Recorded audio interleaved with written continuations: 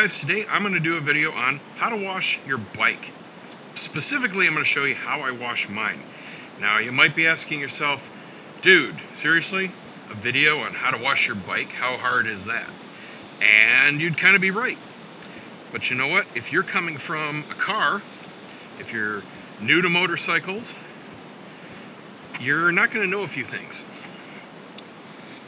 The first thing is, motorcycles are not like cars. While of course they do have very good weatherproofing, weather resistance I should say, they're not like cars where you can just totally soak it, take it through a car wash, do whatever you want to it.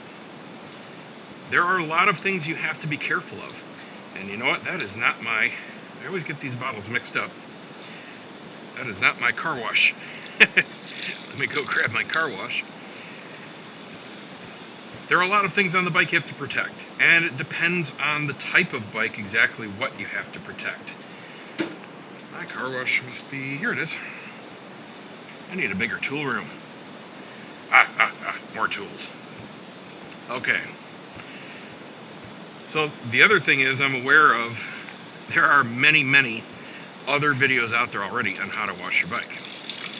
But here's the thing with that. None of them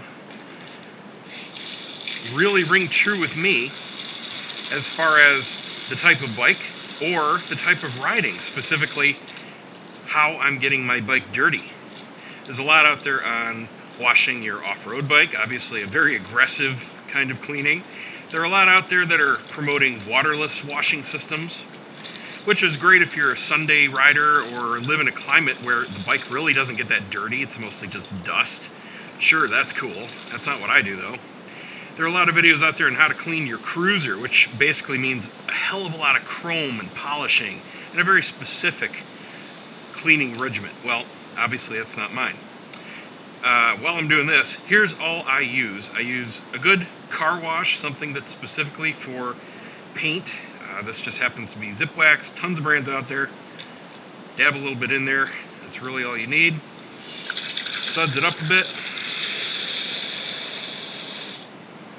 And I love these, I'm going to call them like fuzzy microfiber mitts. I like a mitt much more than a sponge. It's just a lot easier to use and wash. And all these little things have a ton of surface area.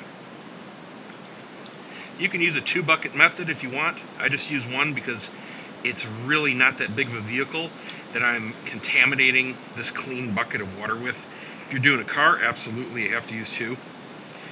I'm going to go turn this off. And yes, I don't use a hose end, and I'll explain that when I'm rinsing the bike. So I just go out here and turn it off and on when I need to. Now there are a few very important things, and this goes for washing any vehicle, but especially your bike here. First rule, you cannot ever wash it in the sun. Never. You can also never wash it when it's hot. Alright, both these things are going to do the same thing to your bike. They are going to give you water spots. If you let water dry on your paint and you see water spots, you got to wash it again. You can't wipe those off. The water spots you see are dried minerals and dirt, and that's sitting on top of your finish. So if you try to dry that off, it's going to put little scratches in your finish. So never wash your bike when it's hot or in the sun. It's got to be cooled off. If it's a cloudy day, that's fine. If you're in the shade, that's fine. If not, you got to pull it inside like this. See, me talking screwed up my routine. I forgot I have to rinse it down first. You got to get it wet. And here's why I don't use a hose end. If you have a power washer or you use a really strong hose end on your bike, you can get water very easily in spots you don't want it. Because like I said, bikes are not like cars. There are a lot of open areas down here around the steering head and forks. You've got a ton of wiring connections. You don't want to be forcing water around that. All up in here, you don't want to be forcing water in here, all right? These have rubber sheaths and they are weather resistant, but all these parts in here, all these hinges, they're open. So you've got grease in there. You don't want that grease washed away. You don't want water in there at all. if you might have a little tear in your seat that you don't know about. You get that seat really soaked and it gets into the foam, it doesn't come out. It's going to ruin it eventually. You got a lot of parts and linkages down here with grease you don't want to rinse off. So that's why I use this. Also, if you have some vulnerable paint, you don't want to be power washing it and maybe do some damage. Now, here's the reason why I'm doing this specific video for my specific bike and my riding. I ride this all the time. The dirt I get consists of two main things. Just general road grime, usually in the bottom sections of the bike, just dirt, mud, blah, blah, blah. And bugs, tons and tons of bug carcasses all over. That's what you see all over here. This is just from 2 rides, all right? We get peppered with them all the time, especially if you ride at night. You get it on the mirrors, windscreen especially, the headlights, all over the place. First thing you want to do is rinse off everything you can. All right, you can use a little bit of pressure with your thumb on the front especially. You want to get off anything that's going to come off by itself. Okay, that's all we're doing here. For the rest of this, you just want to get it wet. Just get it wet and prepare it to be washed. This is just so you're not wasting all that water in your bucket. All right. Another thing to be very careful of, never get water down your exhaust pipes, all right? You can splash some down there accidentally here and there, but for the most part, if you get water in there, it's going to fill up your pipes. Depending on the bike, it can actually go into your engine. So stay away from those. If you have an off-road bike, they make special big rubber cones that you stick in there, because obviously if an off-road bike gets really dirty, you do have to power wash it. So you don't have a choice, and you need that cone in there to absolutely guarantee there's no water getting in there. The same thing with the air filter hole. Now on a faired bike like this, you don't have to worry about it, but maybe you have a Harley with an open K&N filter. You want to put a paper or a plastic bag over that, put a Ziploc bag, put a hair tie or a rubber band or whatever you have to do to keep that on there. Never ever ever get water in there. There's a lot of bikes that run open intakes like that. So now we've got it rinsed down. Anything that's going to come off easily has already come off. Just like a car, you start from the top down. I started on the windscreen, and I'm very gentle at this point because there are still bug guts on here. The worst part is getting a scratch when you're washing a bike from some beetle carcass or something else that's really hard. All right, now I flip my hand over. I'm just making sure that everything is going to come off. I'm not pressing hard. I'm just letting the weight of this heavy, wet mitt rinse off. All right, you need to protect the hell out of your plastics. The windscreen and your dashes, your LCD covers, all that plastic is super soft. I mean, you can glance at that stuff sideways and scratch it. All right, so I've done that. Do a rinse. Get anything hard that may have been on the mitt off. Now you can feel safer. Now I go to the mirrors. Same kind of thing. I'm just getting off those big bug guts that I saw. Not really pressing too hard. Come down the front. Get the headlights. The headlight plastics are a lot harder than the windscreen. So you don't need to be as careful with those, but you can see there's a nice gut here. It won't come off. Okay, I'm gonna get that on the second pass. Right now, it just pretty much came off here. Just making it wet. Letting the water and the soap do its thing. I can see a few little spots here. I don't know if you're gonna see them in the video because it's so wide angle. That's all I'm doing is getting off the huge, dangerous parts that could possibly scratch the bike. There's always a few on the fender, but not many. Okay, so now we're pretty darn safe. We have no more obvious, visible, huge bug carcasses that I'm worried about. So now we can actually just start washing. I'm gonna suds up the mitt here, get some soap on it. Now I'm gonna give it some pressure and just do a nice even wipe over everything. I do the front first just because on my particular bike it's easiest since I'm starting with the windscreen. I do it in sections, that way I don't forget anything. And the only thing weird about this bike is I do raise the windscreen because it's hard to get underneath it right here at the bottom. So now I scrub the headlights a little bit just to make sure everything's off, and it is. It's hard to get in here with the windscreen down. Now I get the mirrors. The glass is very sturdy. You don't have to worry about scratching it like you do the plexiglass.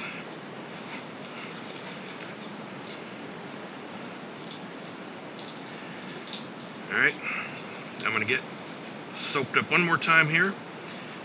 Do the underside of the windscreen. Do one gentle swipe. Flip it over. This side just gets grimy. Never have any bugs on that side of it, but it does get fairly dirty. Now the dash. Okay, this is another place you have to be really careful. Nice and gentle. I kid you not, this stuff, you'll think it's butter the first time you scratch it. You're going to be like, what the hell? You gotta be kidding me. It doesn't take much, trust me. Car dashes are pretty much the same way. Just get all the controls here.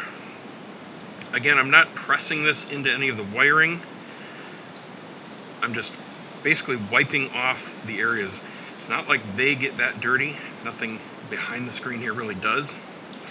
Now that we're done with that, come up, start with the tank. It's the highest point. Just let some of the soapy water drip down, help you out in the future. Now I do have layers of polish and wax on this, and you can check out my detailing video on how to do that. That definitely helps keep it clean, number one, because dirt has a harder time sticking to it. And number two, it just looks a lot better and dries faster.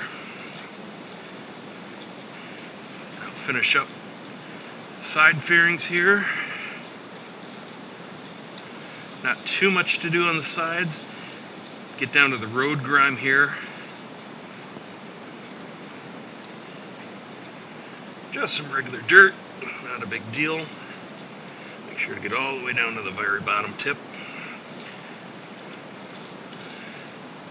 Do the side cases here. Get a lot of grime here in the front of them because obviously the wind's catching. You generally want to leave the very dirtiest parts, like the back of the exhaust pipes, for last. Because you want the mitt to stay as clean as possible without dragging extra dirt and everything onto your paint. Get the other side of the fairing here. You can see it goes very quickly. Nothing hard about it, especially if you have a routine. And this is one that produces very good results. Sorry if you can't see that there, it's a little hard to get it in there. I'm going to get behind the front fender and the back of it. There we go. Get the side panel. I don't really get into where the linkages are, like I said.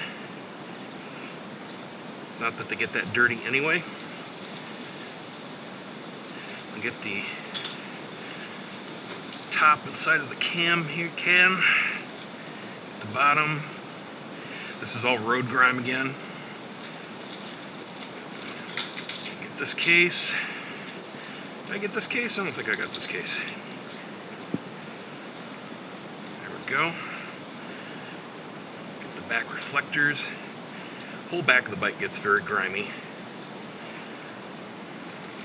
And we'll get the top here.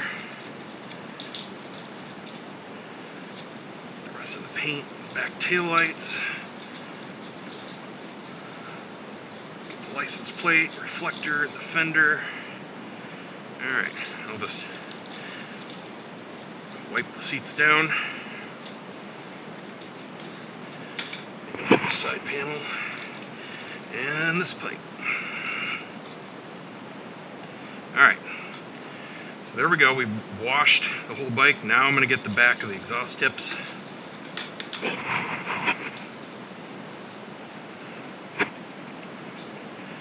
And that way that extra dirt that's there stays off the bike. Rinse the mitt off really well.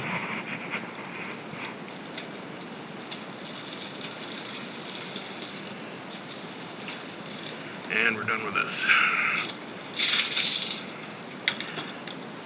Get Hose again, start rinsing.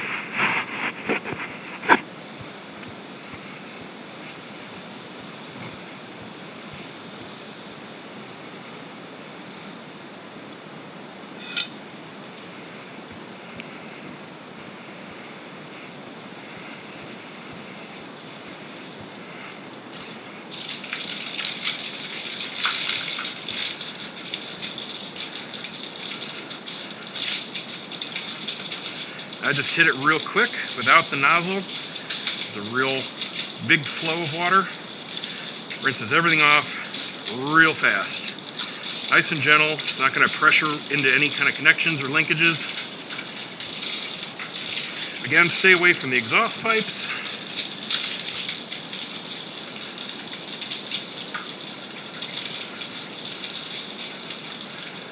And there we go. Alright, done with the hose.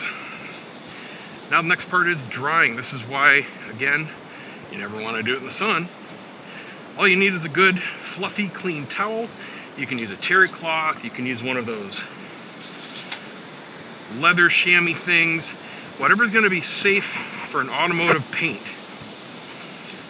So let me go grab a towel and we'll get it dried off real quick. Now the most important thing about drying, just like washing, start with the soft parts.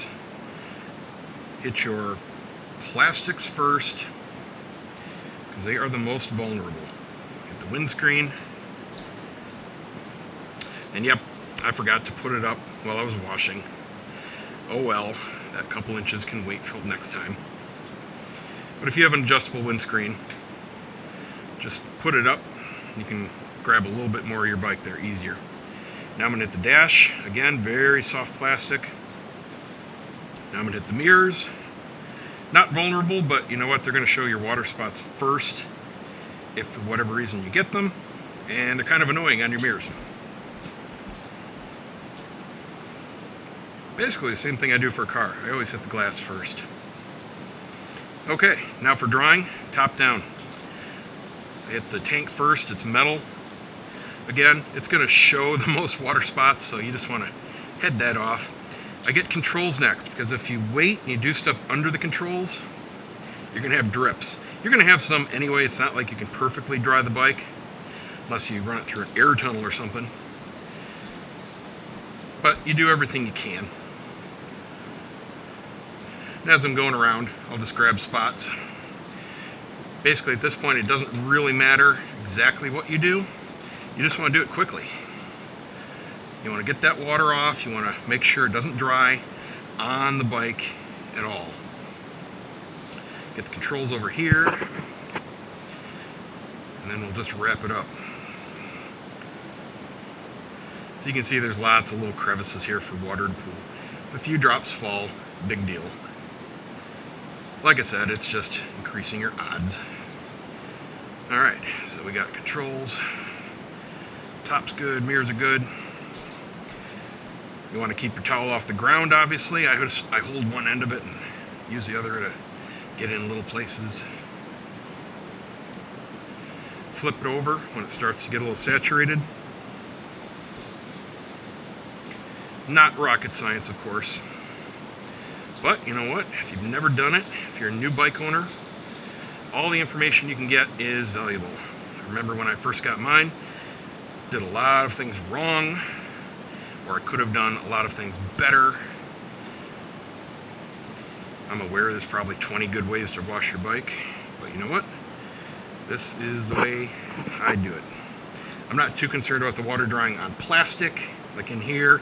I'm not going to take the cases off, dry every little nook and cranny.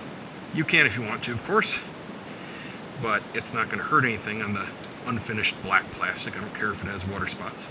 Absolutely nothing happens. Just want to get everything looking good. Again, just in case you missed a couple spots doing the exhaust when you wash it, leave that until last to dry. And you'll see right away, usually I do miss, a few inches of it here and there, and it'll come right up when you do your final dry of it. Did I get that out of the case? I can't remember. Yeah, looks like I did. Okay. Get the sides here. This is also why I do top down, because it's going to continue to drip. And you know what? The more that comes off while it's dripping, the less you have to wipe off. Whatever side you're, well, it's probably always going to be on the left, isn't it? Your side stand side. Definitely watch the towel, because it's going to get real low to the ground. I know, probably pretty obvious, but just want to say it. Okay, way down there. There we go. And the other side, and this will wrap it up. Looking good. So much better without the bug guts, let me tell you. Now, if you've got other types of bikes, this is an FJR 1300 with shaft drive. There's nothing you need to do after you wash it or ride in the rain with a shaft drive. No maintenance, because it's sealed. If you have a chain drive, you need to clean and re-lube your chain every single time. If you have a belt drive, you may have specific maintenance you need to do to that. So consult your owner's manual. Oop, you know what, I just dipped that in there. Good thing I'm done. You might need to consult your owner's manual. Make sure there's nothing special you have to do. Another benefit to having a shaft drive. I am not a fan of maintenance, so re-lubing a chain every time it rains or I washed it, which is frequent here in Florida, did not appeal to me in the slightest bit. I love shaft drive. So there we go. Hope this helps somebody and you at least find it useful. Bada bing, bada boom. Good enough. Ready to ride on the road again. Thanks for watching. Don't forget to subscribe. Give me a thumbs up. And we'll see you next time.